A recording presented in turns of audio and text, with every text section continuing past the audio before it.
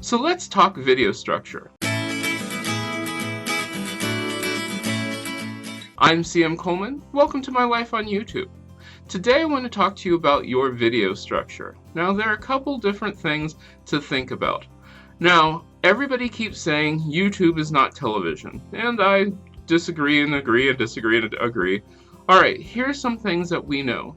There's this thing known as video structure. For some odd reason, we seem to love a video structure that begins with a teaser, and then we have our credits, then we have the body of it, a closing with call to actions. Seems pretty straightforward, and that's generally what I try to do. Now, in the beginning, I was infamously, and I still am infamously, guilty of not giving a great teaser. Now, if you're doing a how-to show, one of the things that you should do on your teaser is to have your finished product in your teaser. Now, there's some thoughts on this, and I have some really big ones on this. Generally, you're going to have people who are coming to your channel from a thumbnail, which hopefully your thumbnail has the finished product in the thumbnail. It should. It really should. If it doesn't, then you would probably want the finished product in the teaser. If it does, it's almost like, well, why do they need to see that finished product in the teaser? Some arguments for it is the fact that they want to make sure that they are on the right video. Okay, I can understand that.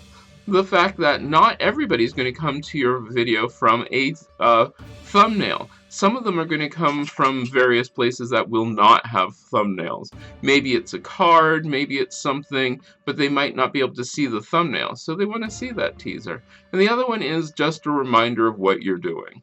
Okay. And like I said, it's not the end of the world not to have a teaser. In fact, what I'm giving you about the whole video structure is up to you. Does it work for you? Opening credits. Do you need opening credits? Yes. Here's why. If someone takes your video and uses your video, if they don't edit it, they're going to have the opening credits there. And it lets people know who you are. Now in your video, hopefully you've got someplace, say like right there, you've got some watermark on your video, which also lets them know who you are. A lot of people are going, well, I have a subscribe button. Oh, that's cool, that's great. Watermarks are also generally subscribe buttons. So you can say, you can subscribe by hitting the button there, and it could be a subscribe button, but a watermark will also help make sure that people know it's your video. Okay, so what if you're guesting on somebody else's channel and they see you and they're like, well, this isn't your general structure, that's really weird. Well, your watermark will tell them. Alright, so we have our teaser and our opening. How long should your opening be? I can tell you that my first opening was 30 seconds long, and you know what happened? People got really bored really fast. It's now generally assumed that your opening should be between 3 and 5 seconds. I think mine's 5, I do believe. But it should be short. Something short, sweet, to the point. Doesn't have to be real elaborate. Now, does this rule hold hard and fast? No, it doesn't hold hard and fast. Now, like I said, I liked my opening credit that was longer. However, the analytics said no. And if you go to your analytics and see where people drop off, or they either fast forward or they click off your channel, that opening credit was doing them in. So I cut it down to 5 seconds. No problem. So then we have the body of our video. Now in a how-to video, you're going to start from the beginning, move all the way through to the end. Now, you don't have to do this in real time because, well, some of my videos I'm baking bread. Can you imagine a 5-hour video because 3 hours of it was bread rising? Nope, sort of boring. You can cut things out so that you can trim it down for time. Be careful about that because some things shouldn't be trimmed down for time. If you are doing things like, I don't know, adding flour, and you are supposed to be sifting in the flour, you might consider speeding up time versus just completely cutting it out. I'm not a big person on speeding up time. I don't know why. I probably should try that. You might see that in some other videos. What I generally do is I cut things out, or I do them so that you don't really notice the cut that much, is I will go from a close-up of something back to the wide shot and time has passed. So that's always something. If time has passed, make some sort of general announcement that time has passed if it's not very obvious. Some things are just very, very obvious, and you know, it's just like you blend it until it is smooth. Well, if it started off lumpy and then the next shot it's smooth, obviously time has passed. But keep the structure, and try to keep the same structure from one video to the next, because that way people can remember what your videos are like. In a how-to video, it's sort of set up. Your structure is there. Beginning, mix it up, finished product. One thing I was ridiculously guilty of at the end was not showing the finished product. Don't ask me why I was guilty of that.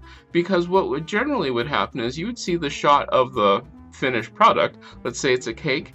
But I also had the beauty shots, which were then used for the thumbnail. Generally now I'm throwing those in for the end so that you can see the finished product, simply because, well, it's the finished product. Everybody wants to see what it looks like. And, you know, some of you are saying, but I don't do how-to channels. Well, yeah, I know. You'll find a structure. One of the things which I really, really suggest, watch other channels. Watch lots of other channels. In fact, work that into your schedule so that you can watch other channels and see what they do. You're going to find some things that you love, some things that you don't like. I don't know. But make sure that your video structure works for you. Then at the end of it, do your call to actions. You get your beauty shot in there, do your call to actions. Subscribe.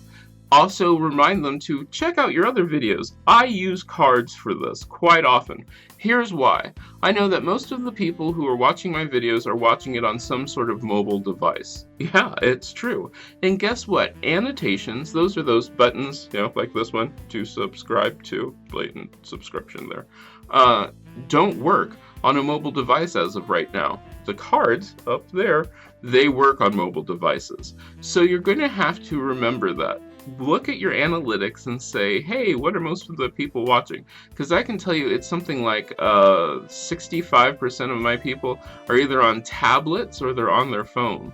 Yeah, so keep that in mind when you're doing these sort of things. Your call to action needs to have things like, don't forget to subscribe. You can hit the button there, or you can subscribe down below. If you want them to watch other videos, remember to tell them that. If you want them to like, share, comment on it, put that down in the closing, in your call to action. Whatever you want them to do, give it in the call to action, but make your call to action consistent. Now, fun things that you can do is you can have call to actions inside your video. If you're making a pie or a cake or something, you can then do somewhere in there, hey, what do you do normally when you're waiting for your cakes to rise? I don't know, have them send you a message. Make it easy for them to get a hold of you. All of mine now I want to stress this. All the ways to get a hold of me on most social medias is at CMColeman Home, and I did that deliberately simply because, well, it's easier for everybody to remember CMColeman Home, and you can go to most social medias and find me. Kind of simple and easy. So what about you? What is your video structure like? Do you go with that? Do you do something different? Do you like that? Do you not like that? Let me know down in the comments in my call to action section now. Don't forget to subscribe. Every Saturday I do a different topic, and we always like to give, you know, some sort of feedback. Remember, this is not a how-to. This is more of a case study. Yes, there's going to be some descriptions, and there's going to be some advice in there, but it's for you to see where I'm coming from. No, my channel's not huge. No, I'm not a big famous YouTube personality yet, but we're working on it. And we're trying to get it that way, and I want to document this as I go along, because right now, still a small channel, and I want to get things so that, you know, we can see things change. And as I change my call to actions, as I change my video structures, we'll come back and revisit these, and you can come along on this ride with me. I hope I get to see you again next week. Don't forget to check out the other videos. Monday through Friday I have something different. You can always check that out. And as always, remember, running your house doesn't have to be a full-time job. Turn it into a hobby and have some fun. Whoa, wait a minute. Do you notice that I still did that at the end? Because that's something that people come to remember. They come to remember my closing. If you have a closing that is, you know, something that you repeat in every video, people look forward to it. Just something to think about. I'll see you again next week.